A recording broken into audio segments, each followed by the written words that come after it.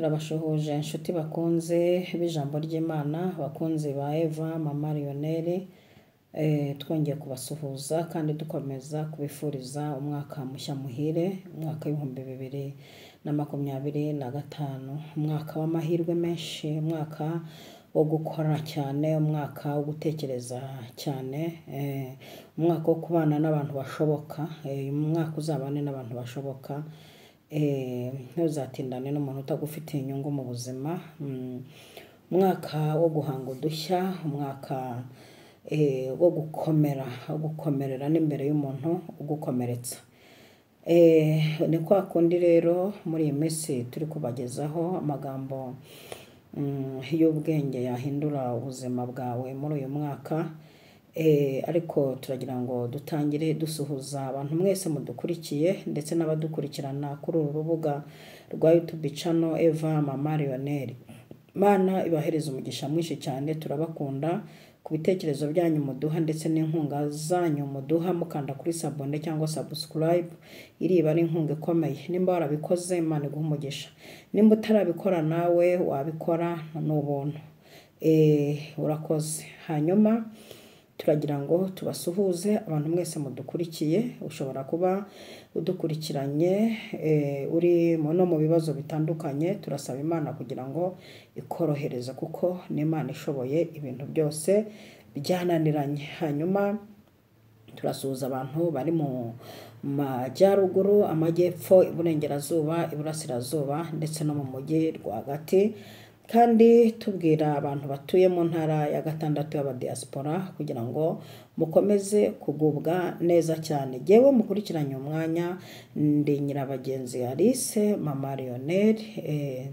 Iki kiganiro ndi gukora ntabwo ndi kugikora ndi mu gihugu cyanjye cy'u Rwanda, ndi kugikora nicaye Zimbabwe, aho nagiye nivuga butumwa no gusengera abantu. Imana ibaha umugisha mwinshi cyane, turabakunda kandi turagira ngo wowe ukurikiranye iki kiganiro urwaye Imana iguhe gukira, wowe udukurikiye uri mu myiteguro y'ibirori uzagira ibirori byiza cyane, wowe udukurikiye uri muri situation yo kudaseka bitewe n'ibigeragezo n'impamvu zitandukanye, Uwiteka aguhe gucya cyane ku mutima kandi aguhe ibintu byatuma umunezero wawe ugaruka. Ushobora kuba udukurikiranye waragize ibyago, komera, ihangane. Mwisi niko biri, duhura n'ibibazo tugahura n'ibyishimo, mwisi niko bigenda kuko no mwisi si wacu, umwacaho undi agacaho, turi ku murongo twese tuzagenda. Kandi iki kintu mujye mukibuka, abantu muri mwisi mujye mwibuka ko ejo wacaho ukagenda, jya witwara neza ku muntu wese kuko ejo ntabwo uzi uko byagenda. Imana itugirira neza cyane. Turagira ngo rero mwese mudukurikiye muhawe ikaze kumva iki kiganiro kandi muhawe ikaze mu isengesho. Tugiye gutangira dusenga Imana kugira ngo idufashe muri iki kiganiro nageneye cyane cyane urubyiruko.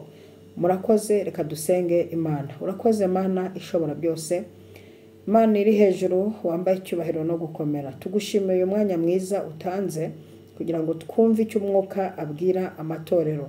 Sabiye imbaraga n'umugisha umuntu wese ukurikiranye iki kiganiro ndetse n'uri bukirangize.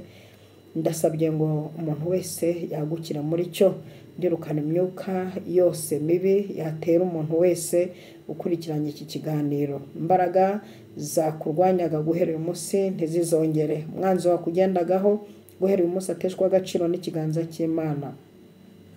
Ndagusengeye cyane ngo nimba hari n'inyenyeri yawe yatwawe n'abakonekoni, ndayigaruje aya masaha. Muri uyu mwaka ngusabiye kuzahirwa mu nzira zawe zose.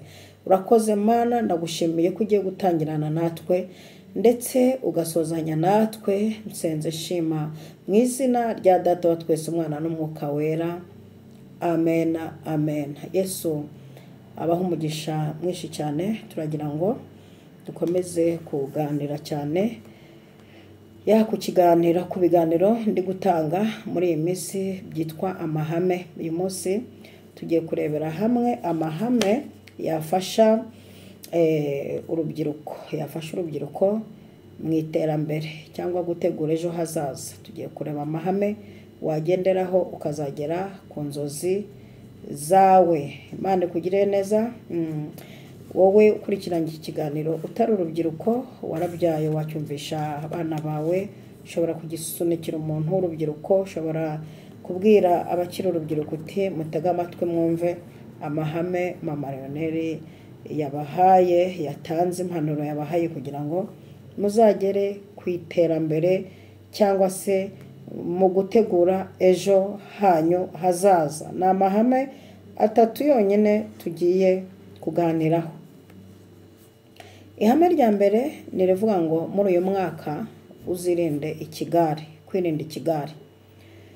Ndashishikariza urubyiruko rwari rwo rwose, waba ukijijwe waba udakijijwe, waba uri mu cyaro cyangwa mu mujyi, waba warize cyangwa utarize, iri hame rirakureba.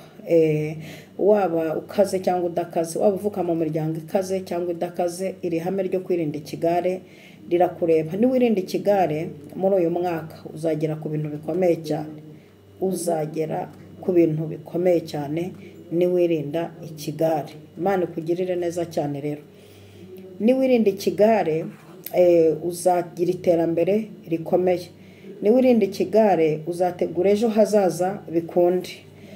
Kuko mu kwirinda ikigare, ihame rya mbere ni ukwirinda ikigare, kuko iki kigare nicyo kizamo ubusinzi.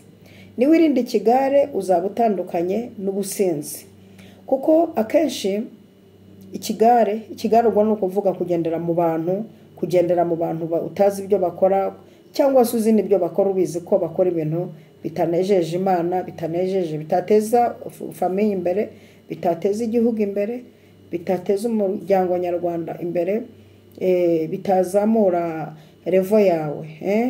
Icyo nicyo kigare, kugendana n'abantu bameze batyo.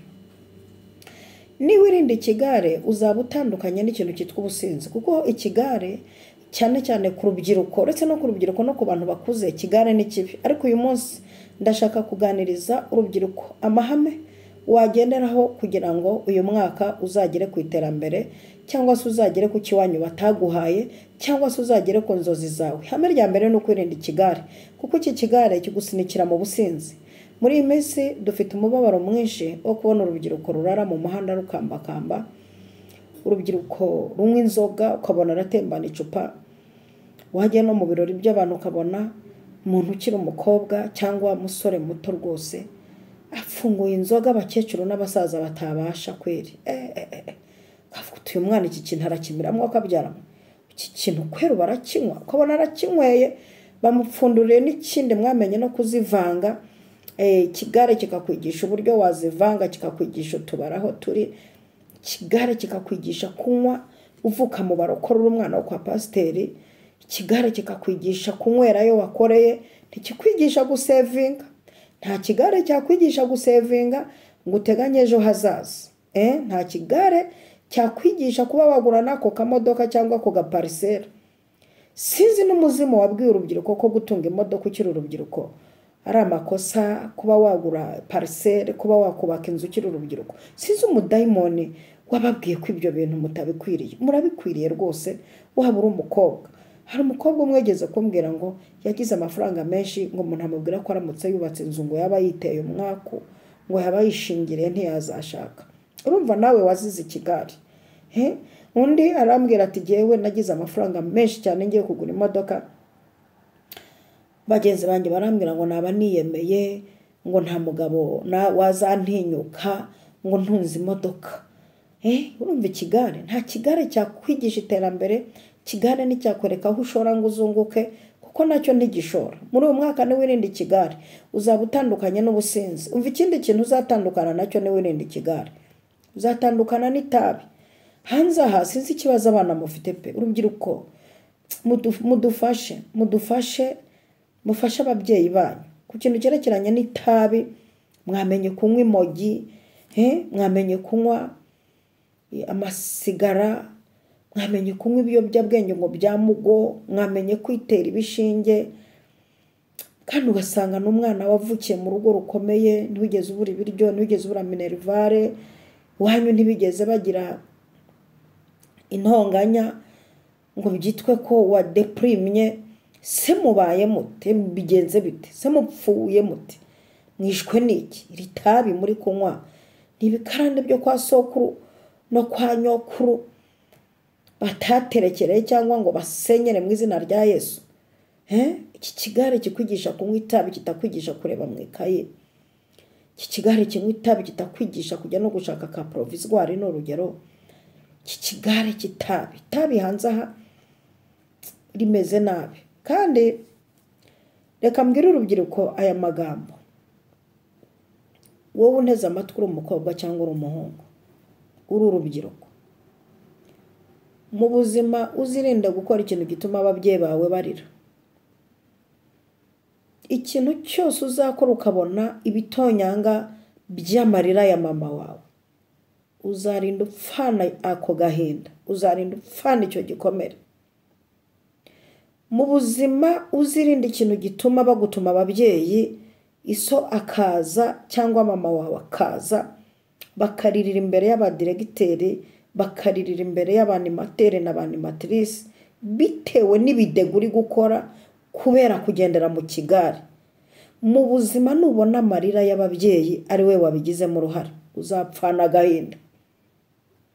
Uzapfana agahinda. Umva icyo Bibiliya yababwiye mwa rubyiruko mwe. Bibiliya yarababwiye ngo mwana umvira so na nyoko kugira ngo uramire mu gihugu. Mu yandi magambo nutumvira so na nyoko no gukenyuka birimo, no gupfa ukindutse birimo. Umvira so na nyoko kugira ngo uramire mu gihugu. Nutabumvira uzaba n'inzererezi. Kigare kizajya kikubwira kiti kata Kenya bya Uganda, twavumbuye ahandi, ikoze Central Africa, ikoza aha. Kigare kikuzerereze upfu baye umugwagasi, tuyoberwa irengero ryawe, ejo twumve ngo waguye ahangaha. Bwana Yesu asifiwe sana. Imana itugirire neza cyane. Mu buzima wowe urubyiruko nkurikiye, mu buzima nutaha ababyeyi bageze mu rugo, nta mpamvu batazi ngo wagiye kwiga, wagiye mu kazi, wagiye gufata amasomo. Mu buzima nutaha ukomanga so akaza kugukingurira cyangwa mama wawe, uzamenye ko ukoze ikimenyetso kikwerekeza mu bubwa, n'iterambere ryawe rizagira inkomyi. Ubu businzi n'itabi iki kigare uyu mwaka nukigenderamo, icyambere uzitera agahinda, utera itorera agahinda, utera umuryango agahinda, utera igihugu agahinda, nawe upfa n'ibikomere. Kandi nta nawe wajya gusaba akazi uri umusinzi, uri umunywatabi ngo bazakaguhe. Nuko umunyarwanda aravuze ngo nyakibi ntirarabushyitsi. Wiyoberanye icyumweru kimwe ku cya kabiri. Nge sikanga, ariko amahame azatuma ukiri muto. Nkurikira nkubwira aya mahame 3 niyo yakurikiza. Terambere ryawe uzakira jugujugu. Uzakiza imiryango. Niwirinde iki kigare uzaba utandukanye n'ubusambanyi. Dufite ikibazo cy'urubyiruko rurimo rusambana mu rwego rwo hejuru. Ugasanga umukobwa arasambana n'abagabo, ugasanga umusore arasambanya abagore. Uyu mwuka wabinjiranye mwa rubyiruko mwe, ibi bintu mwinjiyemo nimutabivamo muzapfana ububwa. Umwuka w'ubusambanyi wabinjiranye, mukaba mugeze mu rwego muba batinganye, mukaba mugeze mu rwego musambanya abakecuru, mukaba mugeze mu rwego musambana n'abasaza, mukaba mugeze mu rwego usambana 5 ku munsi, kubera ikigare cyakuyobeje. Tandukana nacyo mu izina rya Yesu. Umvise ikintu cya gatatu ikigare kizagukururira. Twumvise ko ikintu cya mbere ari ubusinzi, cya kabiri ari itabi, cya gatatu ni ubusambanyi. Umva ikindi kintu cya kane ikigare kizagukururira. Ikigare kizagukururira kwanga imiryango. Ikigare kikwereka ko imyaka ufite atari yo gutaha kwa so na nyoko. Kikubwira kiti ukungana uko sha uracyakingurerwa na nyoko, uracyaba kwa so ukungana uko. Kandi icyumba cyawe kirahari, igitanda kirahari, kandi nimba n'iwanyu ari abakene n'iwanyu nta kintu na kimwe kizasimbura ababyeyi bawe.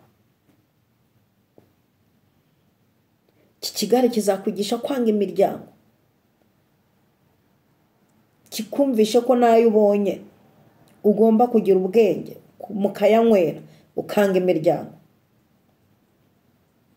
Umva ikindi kintu cya gatanu ikigare kizakwigisha. Nutirinda ikigare muri uyu mwaka, wa mwana w'umukobwa we, wa mwana w'umuhungu we, nutirinda ikigare muri uyu mwaka, kazi yako dore ikindi kigare kizagukururira. Kizagukururira kwanga kwiga, utabuze minerivare, utabuze ibikoresho by'ishuri, utabuze sapoti, ariko ikigare kizakubwira ngo ubwo umenye icyongereza sefine. Ikigare kizakubwira kiti ayo manota ubona ni makeya, ntabwo kizakwigisha kugoragoza, ahubwo kizakubwira ngo ubwo umenye icyongereza, ukabumenya gusoma, ukabumenya kuga sefine. Ikigare kizaguhuza amashuri. Tuzabana benshi bavuye mu mashuri kubera ikigare. Gashaka impamvu umwana avuye mu ishuri ukayibura, gahenda ukajyana mu baganga bamuganiriza, ukamuganiriza, ugakora ibishoboka byose, wapi mwana akanga kwiga. Nawe yamaze kugera mu kigare, yamaze gusogongera ku nzoga, yamaze kumenya gusambana, yamenye kurara kuri telefone muri za prono, yamenye kurara muri telefone mu bintu bibi, mu biyobyabwenge byo kuri telefone. Nizo telefone twabahaye mutanaguze nazo zidufashije kubica nabi. Ese reka mbaze abahungu n'abakobwa, ni iki mutwituye? Ni iki mwituye ababyeyi banyu? Babaruhanye, barya ubusa, mama we yambara rondo n'igitenge cya 6 kugira ngo wige, iso aguma mu nkweto imwe, ababyeyi baheze mu bukode, ababyeyi baragenda n'amaguru, bakurihiye amashuri akomeye, hari nabo barihiye kujya hanze. Mugeze hanze kigare kirabayobeje, mubaheza amayibobo z'i Burayi. Ababyeyi barabaruhiye mu rwego no kuba bageze aho bimuka, niwe bari gushakira ubuzima. Ni iki mwituye ababyeyi? Munsubize urubyiruko, munsubize. Ni iki wituye mama wawe? Umwituye kugira pressure, ari kunywa imiti y'umutima, utumye ababyeyi barwara isukari, bagize diabete. Ni iki wari ukwiye kubitura muri iki gihe? Hame rya mbere ni ukwirinda ikigare kugira ngo uzagere ku nzozi n'ejo heza. Katurebe ihame rya kabiri. Ihame rya kabiri ni ugukunda umurimo.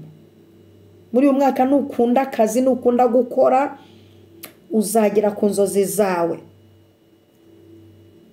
Muri ihame rya kabiri ryo gukunda umurimo turaza gusangamo ikintu cya mbere, kutarobanura akazi witwaje amashuri.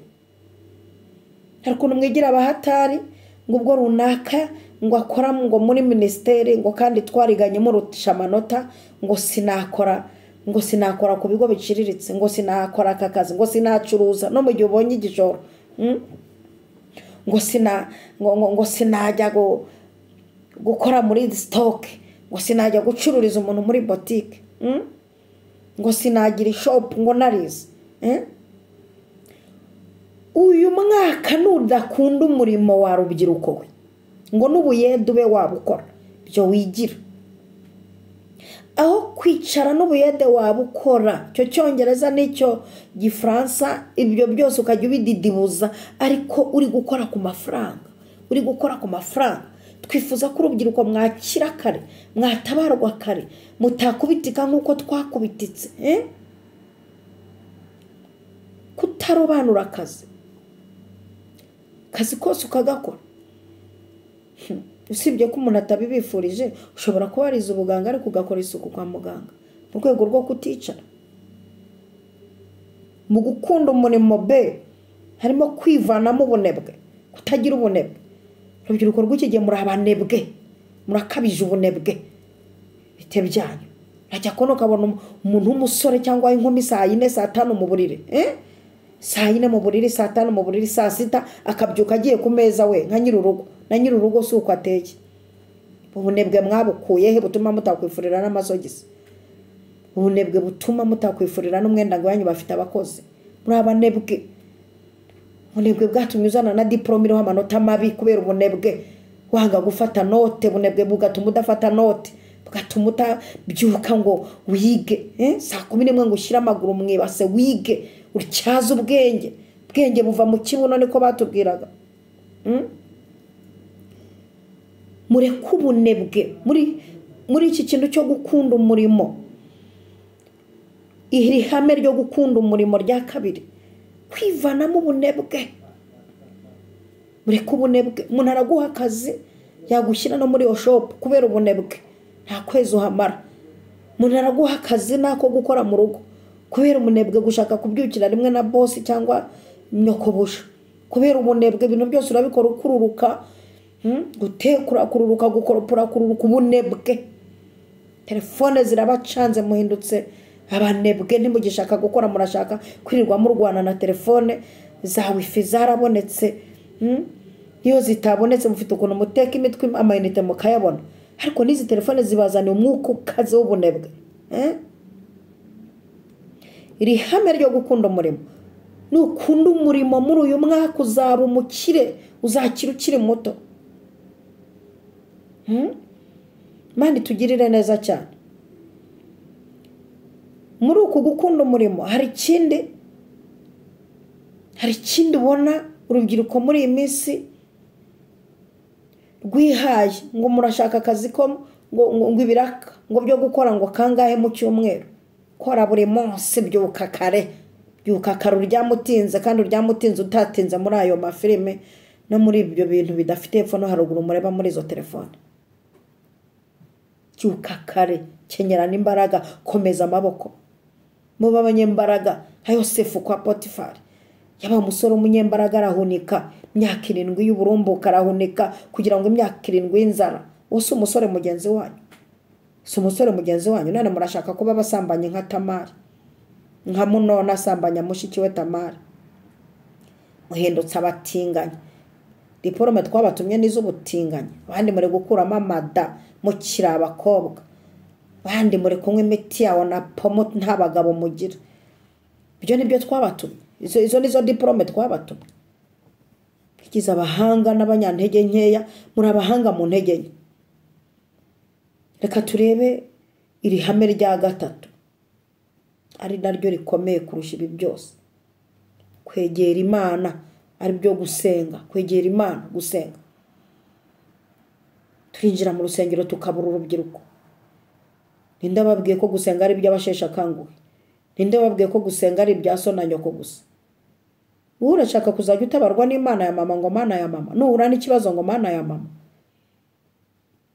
nugeraho bagucanga ngo mana ya papa shaka Imana yawe muri byaremye ngo Salomo mwana wanjye yumenye Imana ya so yo yakoreraga abari uzakorera senge mwegera Imana Meshake Saduraka na Abedinego n'urugero rwiza n'abasore buri bafite urugero rwiza ba Esteri n'umukobwa ufite urugero rwiza ku bakobwa bari abanyamasengesho Esteri yari umunyamasengesho mukunde gusenga muri uyu mwaka muzasenge cyane ba Daniel bari abanyamasengesho Meshake na Saduraka barakinguraga idirishya bagasenga berekeje amaboko n'amaso Yerusalemu uyu mwaka turashishikariza urubyiruko gusenga kwegera Imana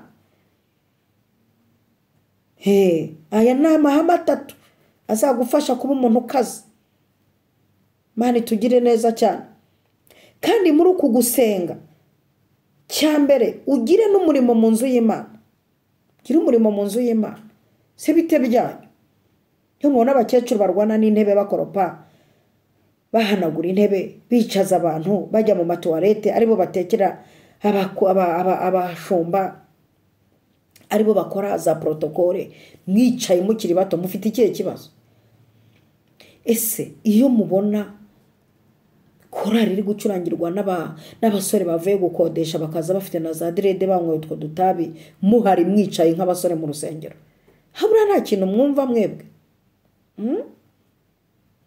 ko mwabakobwa mwigire hafi aho tuganire ku kintu kirekeranye no gusenga mubifata mute mubona ari by'abashenzi mubona ari by'injiji mubona ari by'abantu badasobanutse gusenga ko umuntu asenze hari ikiba kandi twatwagejejwe no gusenga muri uyu mwaka ndabwira urubyiruko ko nutegera Imana iterambere ryawe rizazamo inkomyi kiri umurimo mu nzu y'Imana ugira akantu kawe ukora kweri n'isabune igura 1,500 n'agasume ka 500 warabibuze ngo ujye ugenda uhanagure n'ibirahure byo ku rusengero uvuga ngo buri weekend nzajya mpanagura ibirahure byo ku by'amadirishya n'inzugi ku rusengero njyanye agasabune kanjye n'agasume kanjye nako karimo karakunaniye kweri